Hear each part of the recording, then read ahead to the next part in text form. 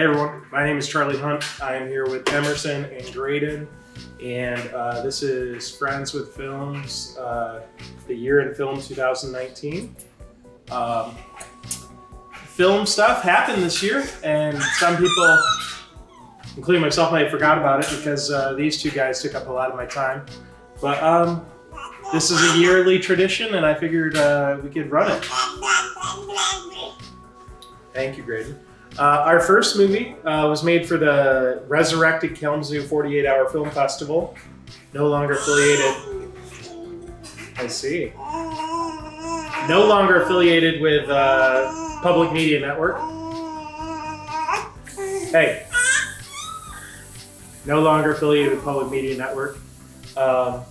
It was a week before these guys ended up coming out, a month before they were due. And some of our best stuff is like based on stuff that's going on through us. So Pineapple was based on thinking about having kids. Joe, Carrie, Jason, and Chris came out, and I'm proud of it. There's a couple of shots that I don't really like, but exactly. It was a good time, and I hope you enjoy it. So play it.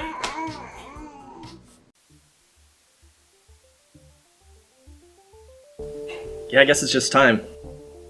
I've been married for a while now, and we should probably have a kid before the government makes any more family rules.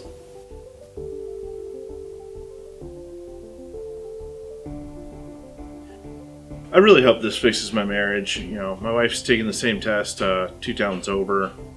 Not sure I really want to have kids, but I'd do anything for my girl.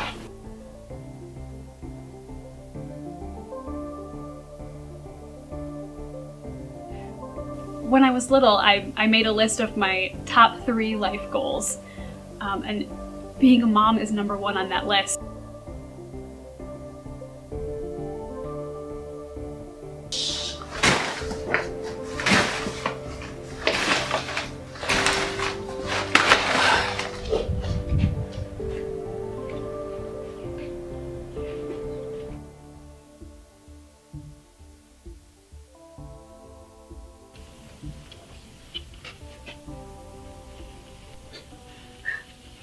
Hey! Hey, you know you don't have to dress it up, right? Honestly, I don't know what I'm supposed to do with this test. Just keep it alive. All you have to do is keep the pineapple alive and you'll pass. I think. This is so stupid. Was I supposed to keep this in the fridge or something? Look, the instructions said to take this test seriously, so maybe they have sensors in them or something. Yeah, and you can't go home until the test's done. I think the government wants to see us out and about with them to see how we do. Do? What are we supposed to do with this thing?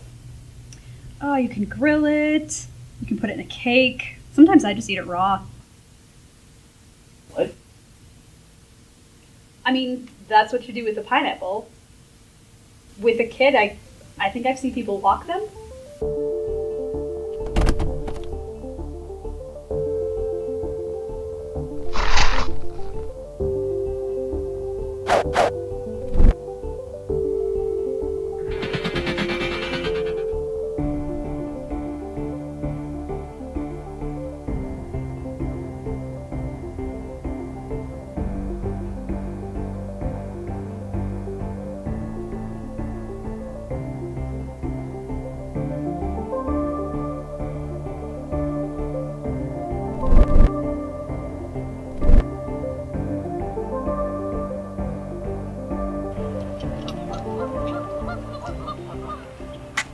Hold up, guys. I'll catch up with you in just a second. I gotta take a picture for my wife. She doesn't think I'm gonna be a very good dad, so gotta prove her wrong, you know?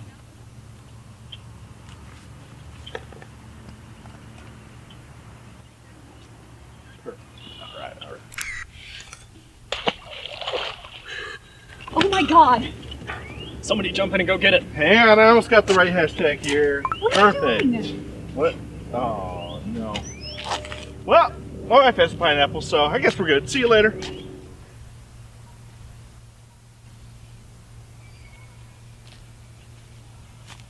What's wrong? I'm gonna have to care for this thing. For the rest of your life. I can't do this. I'm returning the pineapple. You're gonna make a great mom.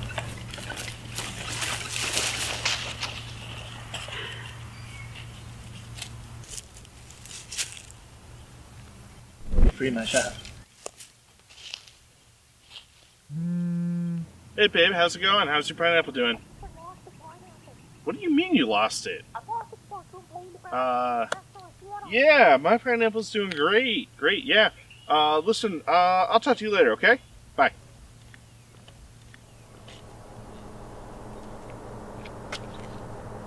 I'd do anything for my girl.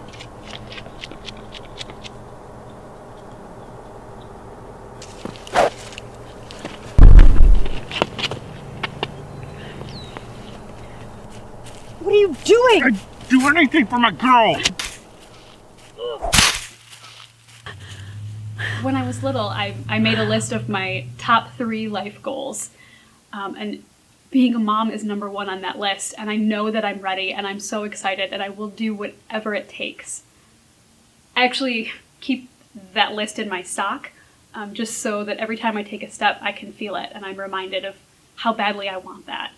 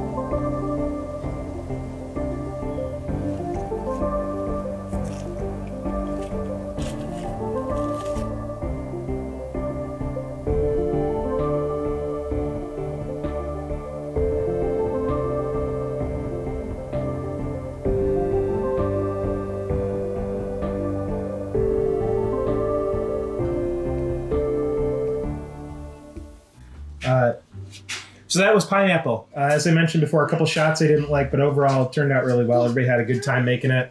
I think there was some good, especially some good line readings out of some people. Everybody did a great job. I'm bummed it didn't win anything. Look over here. I'm bummed it didn't win anything, but it did premiere this day these guys were born, so that's kind of cool. It played at the State Theater. I don't know if anybody was in attendance that was in it, but I'm sure it got a reaction. So next up are the big documentary thing I made this year. I'm going to try to do one a year. I worked on it the first 3 months these guys were born. It's called Dreamcast Forever or DC Forever. It's on Amazon Prime. It's in a couple places. I put some Facebook money behind it to advertise it, and it had a couple thousand views, which is cool. It's for the 20th anniversary of the Sega Dreamcast video game system, which meant a lot to me. Really cemented my love of gaming and my wife's home. So enjoy. I think I'm just going to play the trailer, but enjoy.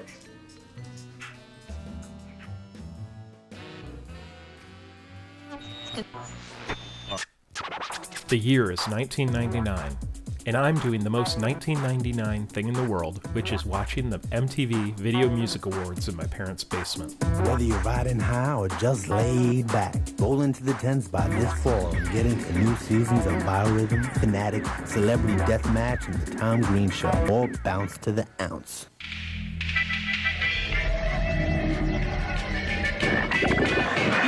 Got it made, Randy. You have no idea how it was back in the Genesis days. We couldn't think, couldn't adjust. Look what you got. My receivers couldn't do that, and our defense sucked. You'll never get beat by the same whack play over and over. You better appreciate what you got, Junior. Hey, let me go. I think Ojimbo got hold of a bad taco. Hey, I'm a legend. NFL 2K on Sega Dreamcast. It's thinking. Whereas Genesis was considered the Pepsi to Nintendo's Coke. In 1999, it seemed like whatever Sega was going to do would end up being the Jolt Cola. If you were to have made the mistake of talking to 15 to 17-year-old me between the years 1998 and 2001, there's a good chance I would have brought up the Sega Dreamcast. My well-researched statements may have included, "The Dreamcast is the greatest console of all time. Sony doesn't care about gaming. Oh, you don't trust Sega after the Saturn? Fine, go play Madden, douchebag. We don't want you anyway. Sega and Al Gore 2000. It's been 20 years, and I finally think I'm ready to say that the Sega Dreamcast may have not been the greatest console of all time. It might not have been the best console of the generation, or even a legitimately good console. However, it was special, so here's a video about the Dreamcast and what it meant to me.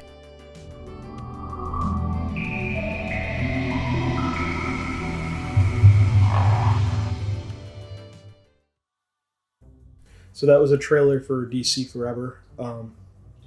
Helped me get through just the rocky stages of being a new parent. Making it gave me a place to escape to, like once the kids went down, and I worked on a lot of that like 30 minutes at a time, which is really cool. I have an idea for my next big one. We'll see if I get it done. It's about something else that's really important to me, so that's cool. I just saw Craft got pulled from Amazon because it wasn't good enough, or someone complained about it.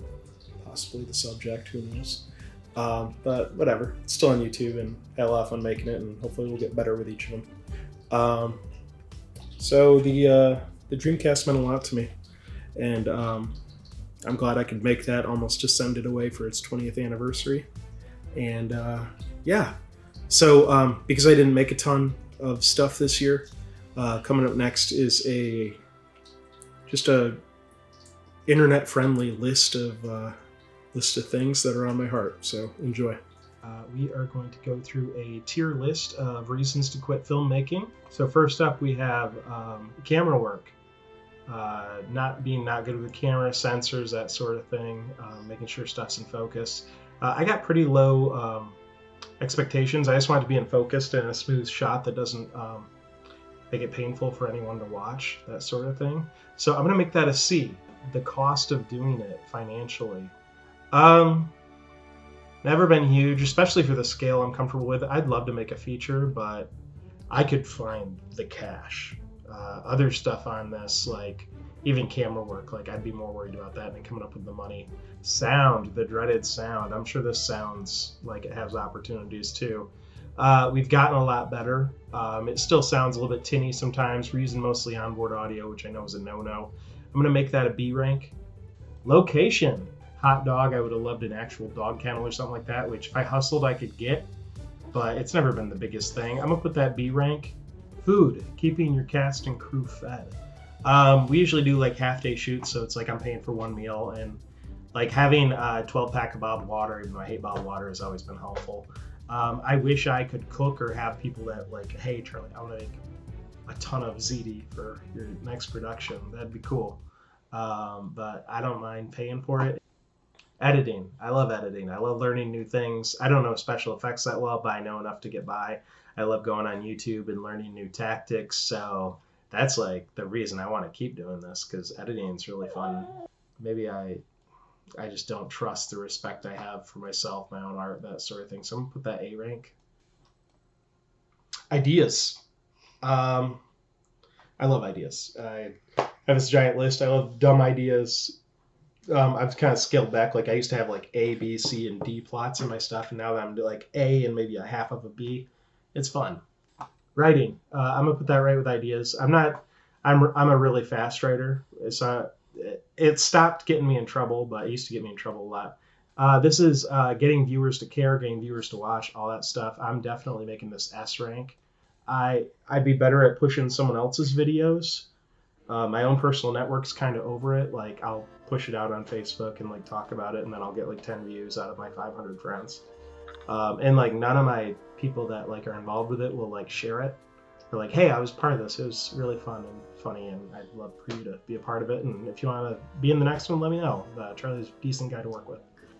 Acting and training other actors to do what they're told and that sort of stuff. When they show up and they're ready to commit, I can modify it to work with almost anybody. I think that's kind of fun. Like you have someone like Joe Fahey who can do like such specific things, so funny, and you're just smiling the entire time you're editing. And then there's other stuff he can't do, period, and you don't believe a second of it, and you don't enjoy seeing him try. And it's been awesome over the course of like, we've probably done 6 things together, like finding what specific things he likes and is good at. Getting people to be involved and show up on time and bring at least a decent performance, but getting them to show up, like I gotta like coerce, I gotta beg, I gotta just my network's getting older, and I've done a terrible job of refreshing that network, or when I work on someone else's stuff, like making connections to be like, hey, we should work together. Organization, I definitely have opportunity, especially when I'm like the man with the vision, and if I'm a shooter as well, then yeah, organization falls by the wayside. I'll probably put that C. Time. Not just getting people to show up, but my own time that I can invest in it. My own time still, even with the kids out there sleeping a little bit, it's been okay. And my wife's pretty good about, like, if I need to do something, she'll step it up and cover them. So that's okay. But again, we're all getting older, so that's something you gotta navigate around. I'd love to do bigger stuff, but yeah, my half-day productions are kind of like what I'm used to. And if I could have like an extra, like if I could edit and then come back and do reshoots, oh man, everything I do would be so much better. Pineapple would be so much better. Yeah, so these are my reasons to quit filmmaking, based on how annoying they are. Again, S is like reasons like that make me want to kill myself in terms of making films, not actually. And then F's are like things that like aren't even cracks in the sidewalk to step over. It's like, breathe into me, it's totally fine. My relationship with filmmaking is going to change. Emerson's part of the reason why. But no, it's really interesting to see where we'll go in 2020, and I'll make something happen. So for the past 10 years, I had a Christmas tradition with my home church, and it was making a sitcom-esque holiday special. And it was our 10th one this year. I don't like playing the whole one, like the whole thing, because a lot of these kids are underage, and it's meant for the church, not like for the internet or whatever. But here's a cute little trailer I put together. I learned a ton from making these, producing like something 5 minutes, no matter the quality, in under an hour of shooting. It's a lot. Working with non-actors and having like 20 of them that you want to service in some way or another so they can be seen up on the big screen. That's a lot as well. So I appreciate the church for having faith in me. I don't know what the future of this is going to look like. I'm trying to like hand it off or have it evolve into someone else. And we'll see. I'm excited, but enjoy this trailer. And if you search for church Christmas special, you'll probably find it. So enjoy. I'm going to read you this Christmas story. There once was a time where some kids not much older than you were celebrating Christmas. Sunday school class of 2017, I present to you the perfectly decorated Christmas tree. Do not consume raw cookie dough. What are you doing?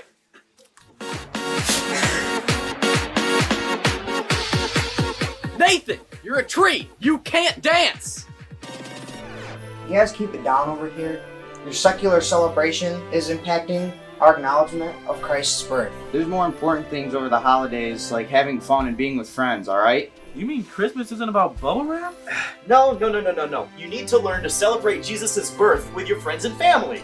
How do we forget the meaning of Christmas every single year? I don't think we all forgot the meaning of Christmas. Check out this half-colored nativity scene I did. Check out this puzzle. It's a nativity scene. And I wanted it to be a spaceship. Well, good luck, guys. I'm going down to the middle school room because they apparently know how to have a good old-fashioned reverent family Christmas party.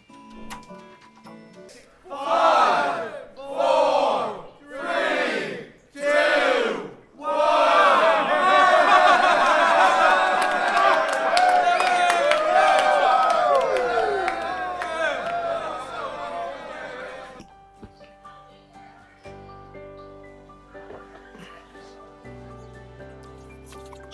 Well, we just rang in the new year with Graydon and Emerson, and I'd like to thank you all for sticking with us through 2019.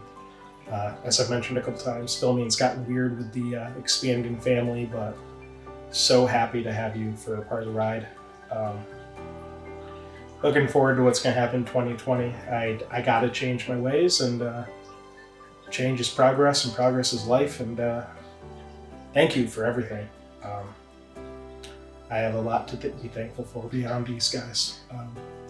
And as I get older, filmmaking takes a different part of my life. I think a more mature awesome part of my life. So, and you're part of it. So, here's to 2020, and here's to making something new. Thanks again for watching.